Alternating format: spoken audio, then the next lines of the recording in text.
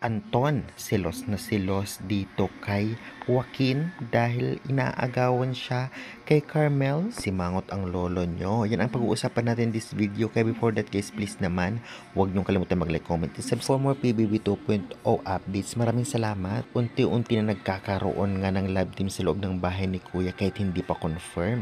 Kapaan pa ng ugali at syempre, mga bagets talaga ay talaga namang attractive agad sa mga karakrush na yan dahil sa umpisa lamang kita natin itong ang move ni Anton para kay Carmel na para bang gusto niya at crush niya si Carmel.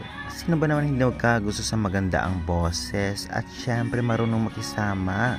Ganun pa man nagsisimula pa lamang ito, marami pang magiging kaganapan. Kaya guys, sa tingin nyo, bagay rin kaya maging love team itong si Carmel at Anton? I-comment nyo na yan at huwag kalimutan mag-like and subscribe for more updates.